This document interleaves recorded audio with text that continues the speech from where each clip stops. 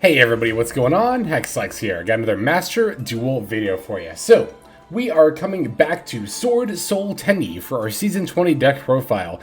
But as we've been updating this deck season to season, there's actually not been a whole lot that's been changing with it. That's been pretty true of Swordsoul for a lot of its existence. Now, the secret pack actually did release recently that allows us to, finally, those of us who do not have the Swordsoul cards yet, to, rather than just have to hard craft them all, actually be able to open packs and hopefully get them. So if you have not gotten Swordsoul yet and are interested in a fairly, board-based kind of average combo deck, then I definitely recommend Swordsoul. It's a very, very good pick. I think even at this point in the game, the deck has been out for well over a year by this point, but it hasn't fallen off at all. That's one thing I really got to give credit to Swordsoul for. I do think it is one of the more well-designed recent archetypes, and I don't think they get said often enough. It's really easy to point out less than great card design, right? But we also need to make sure that we are acknowledging what good card design looks like. And I think that the Swordsoul archetype, all in all, is very, very well designed. I mean, just look at where they've been, right? They were pretty much far and away the top tier 1 deck when they first came out, but even at that point in time, they didn't feel particularly oppressive. I'd say Archnemesis Protos is the only card that really feels unfair or oppressive that's in this deck, but I think it's fine. I think it is a very strong pick, but I don't necessarily think it's one that needs to get hit. I ultimately think the card is okay, so yeah, honestly, just the ability to consistently pump out just a couple of negates, which might not seem like a lot, is often enough. The Chixiao plus Baronne, but of course the deck has a lot more options than just that. We are playing a couple of Bystial Magnamhut and Druiswarm. You might be wondering, Hex, with the Cashier Fenrir's out, you don't want to take out those Bystials and play a couple of Cashier Fenrir's? The answer is actually no. In fact, Cashier Fenrir is a relatively widely applicable card, and I could be playing it here if I really wanted to, but I don't, mainly because of the actual Tenyi monsters themselves, right?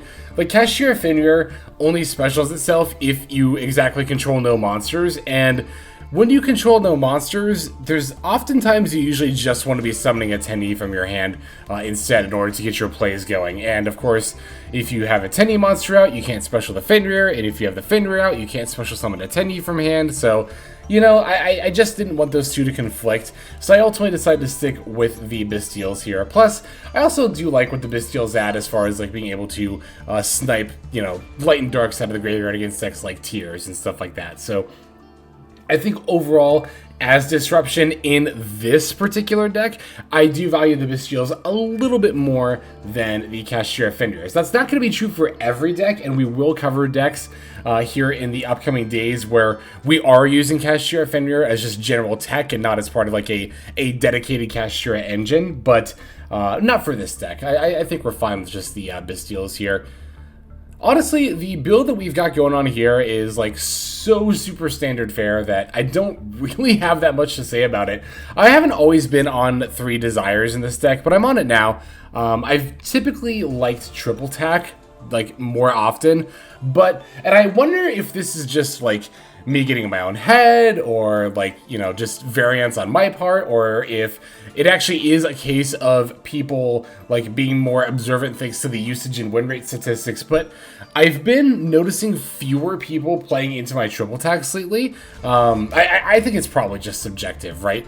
So I decided to try out the Desires here over the triple tax, just because I figured the Desires I at least will, get off more consistently. And Desires is pretty good in a deck like Swordsoul, where we're already playing multiple copies of pretty much every card that really matters, except for Protos. And you just really like having the advantage here in a deck like this. Extra deck is the same as it's been for quite a while now. We are still playing Pep, for those who are wondering how you synchro for the level 11 Psychic and Punisher in a deck like this. We're going to be using our level 4 Swordsoul tokens that our Swordsoul monsters make, in combination with one of our level 7 Tenyis is how you do it. But it's a pretty niche thing. It doesn't really come up very often at all. So, it's there just in case we need it, but we generally don't need it a lot of the time.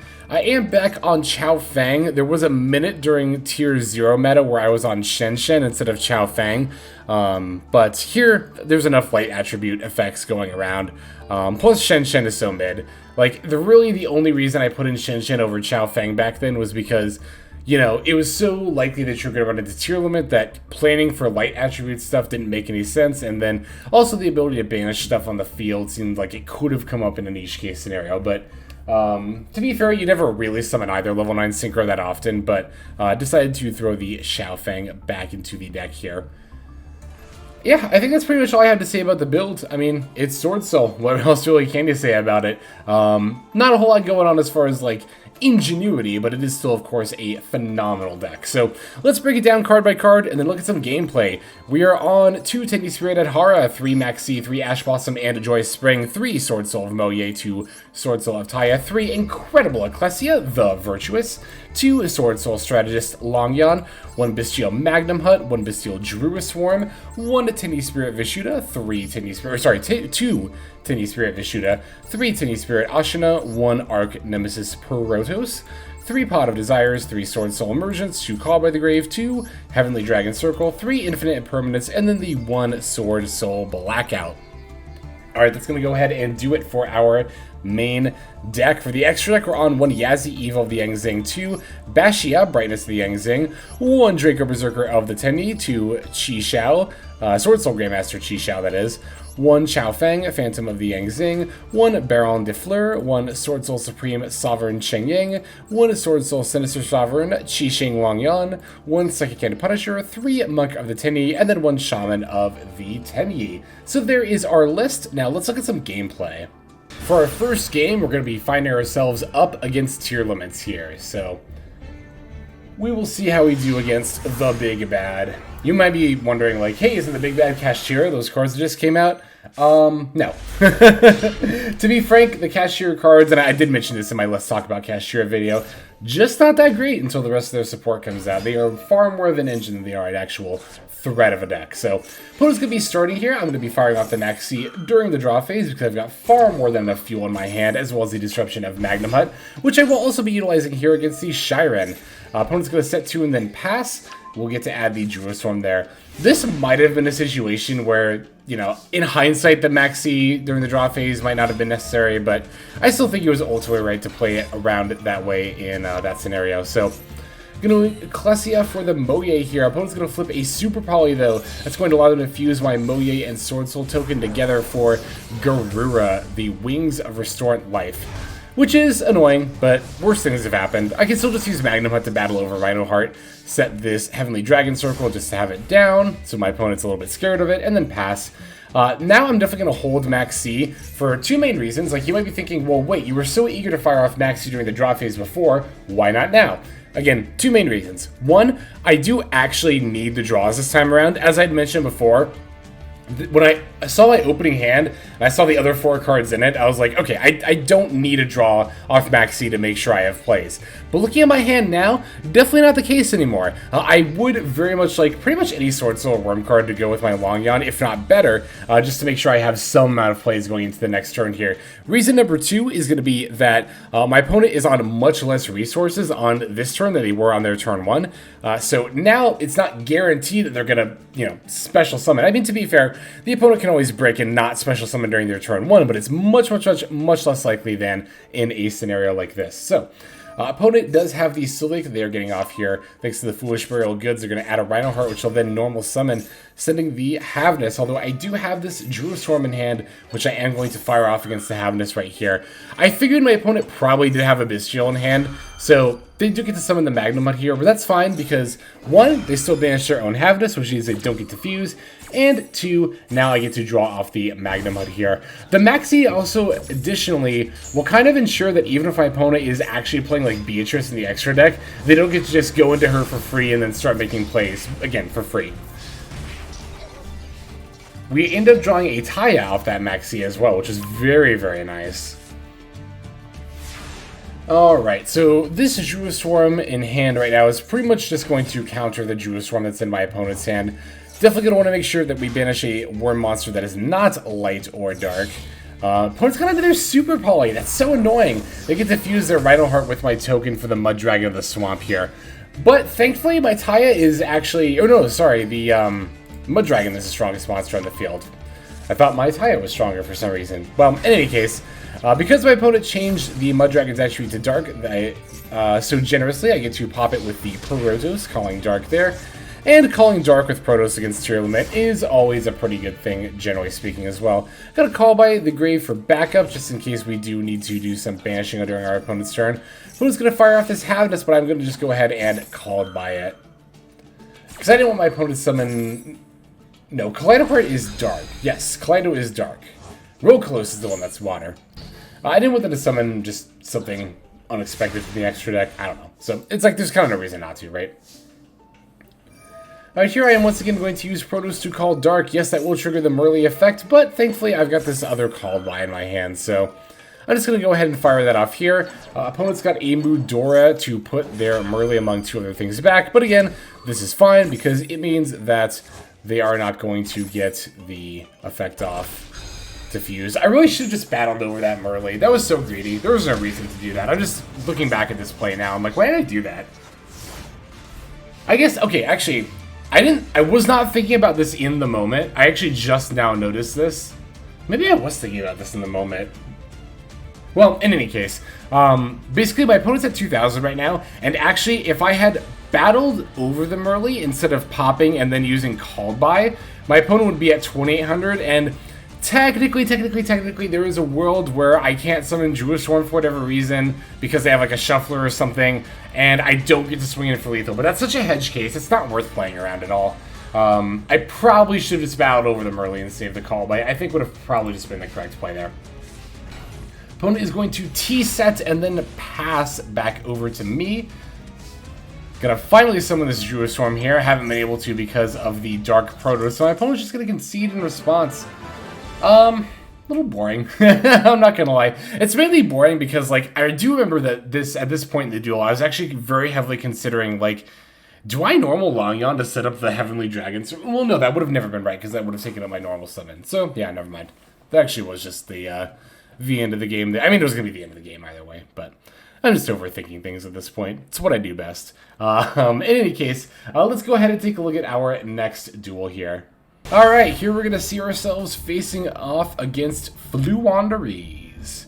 Actually, yet another deck that definitely does not use any of the new Cashier support. Of course, because it's Flow. Yeah, tier limits, a lot of them are on the two Fenrirs right now, but I noticed that when I was looking at OCG builds for around this time period where the Cashiers only had their first wave of support, I mean, to be fair, that was an extremely different meta to what we have in Master Duel now, but I noticed that a lot of tier limit decks were not using the Fenrir. Well, they did initially, but then they ultimately cut it. But again, that was a very different meta, and tier limit had, like, literally all of its tools at that point. Like, literally, I think all the Ishizu cards were at 3 still at that point in time, so they probably just ended up cutting Fenrir because they had much better things to be playing anyway. I imagine that playing Fenrir and Kashtira is probably correct in Master Duel right now, but I don't think it's necessary by any means. I would say it's more needed / better in a deck like Spright. Spright I would always play 2 Fenrir in, like, pretty much literally every single one, so. Anyway, let me actually talk about this duel here. My opponent and I are kind of keeping each other off of our plays thanks to our respective Infinite Impermanences. Mine on the Rabina, theirs on the Mo Ye. However, here they're going to get a Rabina off, and I do not have an Imperm. I do, however, have a Swordsoul Blackout, which I'm definitely going to be making use of here. Rabina is going to normal summon the Eaglin, and then once the Eaglin normal summons itself, I am definitely going to be flipping up this Blackout and popping my opponent's birds. Now you might be thinking, Lex, they still get to get another normal summon off of that. So can't they just build back up to the tribute summon anyway? Only if they have, like, exactly Stree plus, what's the other one? Tokon in their hand. That's the only way they'd still be able to summon Imperm here. Yeah, as you can see, not Imperm, Impen. As you can see, they had to just go for a Rabina and peck me with it before passing. So, top decking a Maxx, but that's fine. We still have the Emergence here, so I can just use that to grab a Taia. Of course, I would have much rather liked top decking a Swordsoul or Worm card to, you know, review off of Mo Ye, but that's fine. You know what they say about beggars and choosers. Opponent's got a Maxx, but I'm not concerned about it at all. Like, Ash Blossom's not really going to do anything to me here, and they can't Imperm me because they have Rabina on the field, and Nibiru is not real in this meta. People don't play that card anymore, so don't have to be worried about that either. I don't think Fluer ever played Nibiru anyway. I have no idea, actually. I could be completely incorrect about that. So here, we don't get to find, like, lethal or anything, which is a bit sad, but I did still set up a Chixiao. I set up a monster negate, and as long as my opponent doesn't top deck Map or Advent of Adventure, this one monster negate should be enough to stop my opponent from making plays, because as long as I can negate the one Fluandrees monster that's summoned, they will not get any more normal summons after that. They'll just have to end their turn with just the weak little level 1 bird on the field. And yeah, my opponent's just going to concede after that. That was a very tense situation. That was extremely tense, because again, my opponent could have so easily top-decked Map or Advent of Adventure. I'm sure there's the Unexplored Winds might have done it. Like, there are options they had to top-deck into, and quite a few of them. Any of their pot of cards, like Duality, Extrav, Prosperity, to find any of those cards, but thank God somehow they didn't do any of that, and my lone Chixiao was enough to take the game there. But just goes to show also how powerful monster effect negation tends to be against a deck like Fluandrees. We do still have a couple more games to get into, so let's go straight into the next duel here. Alright, this game is going to be against Runick Spright. I haven't seen this deck in a hot minute. I'm actually surprised that it's Runick Spright and not Runick Cash. I know that's kind of been something that some people are trying. That deck is mid. It's so mid. Like, if you're gonna play a Runick deck, like, you probably should honestly play Runick Spright. I'm not surprised it's Runick Spright and not Runick Cash, because I think Runick Cash is the better deck. I'm surprised because Runick Cash is the newer deck. And especially, you know, at the time I got these games, it's still only the second day after the Kashira cards came out. Not even second full day. It's still technically, I think, like 36 hours or something like that. So, yeah, I was just surprised again to not see any Kashira cards accompanying Runick here. But again, to be fair, I do think Runick Spright is the better Runick deck. So maybe my opponent just do that as well. Alright, looks like they are going for the elf here. My hand's actually looking pretty solid. Like, any hand where you open Ecclesia going second is a pretty exceptional opening hand. There's IP with the animation. I am going to be trying to be pulling for the alt art IP. I'm not spending any money on the game, but let's see if I can, I'm going to see if I can get it without spending any money. We'll see. For the Nightmare Unicorn, I remember I got so lucky. I pulled it within 2,000 gems, so I've already spent 1,000 towards the IP and haven't pulled it, so really hoping I can get it within 2,000 again. Okay, so I'm going to imperm the elf, but of course we want to make sure we're not doing that during the main phase, otherwise it just changes its effect. So opponent is going to, I think, honestly, in my opinion, really pull the trigger on this IP Masquerena. I think you could have waited. I think you probably could have waited, yeah. I mean, you were probably just going to do it either way, right? Because Elf's effect is negated, you were never going to activate it, and there's no way we were ever going to actually use Carrot's effect to sack off the Elf for the IP. I mean, to be fair, maybe our opponent does have a Nightmare Unicorn in their extra deck, but yeah, here I'm just like baiting out responses until I can just get to Ecclesia. Finally, we summon the Ecclesia, get the Mo Ye, that resolves, summon the Swordsoul token.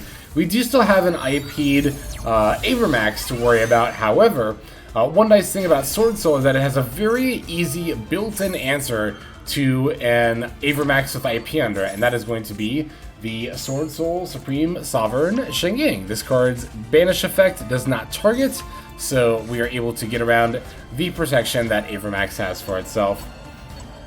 Thankfully, we also get to cut our opponent off from drawing 3 cards with this fountain. It's always so crucial when you can do that against Runick. Like, even if you only have the 1 Ash Blossom to stop 1 instance of drawing 3, that's usually enough, because then they're just out of steam and they have to top deck another Runick spell. They have to, you know, go looking for one just to try to draw 3 again, so. Alright, so here I'm seeking for, surprisingly, the Baronne and not the Chengying here, but that's because I don't have a way to actually banish any of my cards. So what I'm going to do is I'm going to use the Baronne to pop my opponent's fountain, and then during the standby phase put it back for Ecclesia.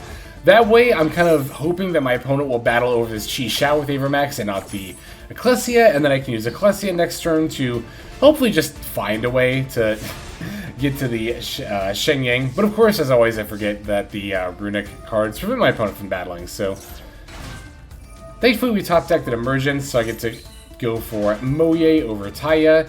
Since I have the Swordsoul token out, I'll bounce my opponent's last card, as long as I have that on the field. Now I'm going to sync for Chixiao yet again. Do both effects here. I could have actually debated not doing the Chixiao search effect here, because I could have used the banish effect to negate the Imperia once I got the Chengying on the field, and then banish the Maxx that way, but I've got a plan either way here. I get to use Ashuna to pull the Adhara from my deck, and then now basically I can link Adhara into the Monk and then banish Adhara in order to proc my Chengying there. Alright, so there goes the Adhara. Here's the Monk of the Tenyi. Adhara effect. There we go. Add back the Vishuda, and more importantly, banish Maxx and, yeah, something from my opponent's yard. It doesn't matter. Now we just move into battle phase and then smack our opponent around for lethal there. Good stuff, good stuff, good stuff. We do have one more duel to take a look at though, so let us go straight into that one there. Got yet another game against Tearlaments here. I actually failed to notice, and this explains the whole my opponent being on Runick Spright and not Runick Cash, is this game that we're about to watch and then that Runick Spright game were actually from before Cash Heroes came out. But I don't really feel that bad showing games from before Cash came out, because again, it's not like Cash is having like a super huge impact on the meta here. I mean, Defenders I guess are kind of, but it's debatable. So this is pretty much just like a phenomenal textbook opening Swordsoul hand, right? We even already have the Protos. We don't have to worry about searching for it with Emergence. This is absolutely lovely rather. It's so rare we get to actually search the Blackout off of the Chixiao, but I mean, I already have Longyuan and a card to search or discard off of it, so I don't need the Emergence for that. I don't need the Emergence for the Protos because I've already got that in hand. So yeah, we get to just go for a Blackout here. Call Dark, set an Imperm, and the Blackout with a Magnamhut in hand? Ugh, beautiful. Love to see it. Could not ask for a better turn one against Cashier. I don't know if I could, actually. Well, I mean, Blackout, maybe, yeah. Could be like a call buy or something, if it's exactly Cash, but here I'm going to use Blackout to actually pop the Scream and the Shiren. That looks really weird to pop Shiren. Like, you might be thinking, well, Hex, aren't you just going to proc the Shiren effect? But if we look at what our opponent discarded for Shiren, King of the Swamp, if they had another Tearlaments monster, they would have discarded off of Shiren. Or if they had Rhinoheart, they would have normal summoned that. So totally fine trying to use the Blackout here to destroy the Shiren. Unfortunately, my opponent's playing Red Reboot. I don't know why they're playing Red Reboot. Like, I guess it's a leftover tech from... I don't know, it's been so long since Lab came out. And even when Lab first came out, it was still not right to main deck Red Reboot, by the way. Yeah, I was gonna say, what else is there really to say about a game like this? We opened beautifully. Our opponents just did not have much of anything going on, and they're gonna concede. Like, even going into this turn, they had to play through the Protos having called Dark, so we're just gonna end on a pretty textbook Swordsoul game there. But okay, thank you everybody for watching these duels. I very much appreciate it. Now let us move to our outro. Alright everybody, thank you so much for watching all the way to the very end of the video like this. That means a whole lot to me. Not just personally, but it's also a great way of supporting the channel as well. If you're interested in supporting the channel in other means, you can of course feel free to comment and or subscribe right here on YouTube. I'm always looking to the comments section. You guys leave some pretty awesome feedback as far as like constructive criticism goes when it comes to deck building, gameplay, channel content, all that stuff. So feel free to leave your opinion down there. I will be sure to take a look at that there. And then subscribing is going to be the best way to get notifications of when these videos drop. That does happen every day, by the way, so if you're looking for daily Master Duel content, you've come to the right place. And there are more places where you can get some daily Master Duel content. If you check out the description below, follow the top link over to my Patreon page. There for just $5 a month, which is as much as you pay for a booster pack. You'll find a lot more value than a pack full of filler over there. We've got some previews for content upcoming here on the channel. We've got some exclusive games that are only posted over on Patreon over there. We've got some Q&As, and then you can also have your name featured in this lovely credit sequence where I thank all of the people who are helping contribute over there on Patreon. It's a huge support to the channel, and it really means a lot as well. So thank you everyone who is donating. that is featured here on screen. And again, you know, it's not just a pure donation, you do get some more daily Master Duel content over there just for being a part of the Patreon. But I think that's about all the time that I have for today's video. Once again, I just want to thank you so very much for sticking all the way to the end of the video. Again, it just means a lot, as I do put a decent amount of work into getting these videos out every single day. But that's about all the time that I've got for now, so without further ado, this is Maxx. I'm signing out, and I hope you have a fantastic day.